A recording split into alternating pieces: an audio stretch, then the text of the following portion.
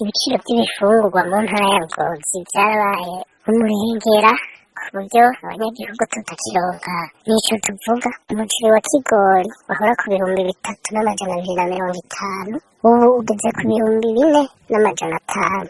Amamesa ibuni ubigeze ku 11,000. Isukari umukuru w'igihugu yari yasize ku 6,000 ubu ugeze ku 8,500.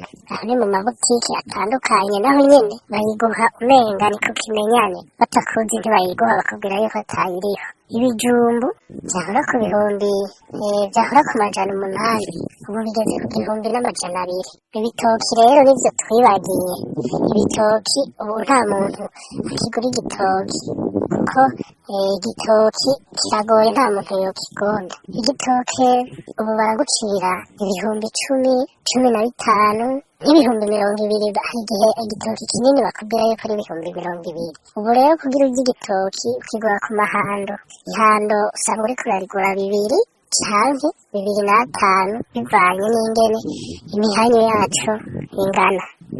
Twasaba rero leta yuko yodutabara igasubiza ibintu mu buryo, igasubiza ibiciro vy'ibifungurwa ku rugero rwo hasi rubayabaye, kugira abanyagihugu dushobore gufungura neza, kuko bitabaye uko abanyagihugu tuzokwicwa n'inzara, kuko nta bantu benshi bashoboye guhangana n'ibiciro biriho ubu.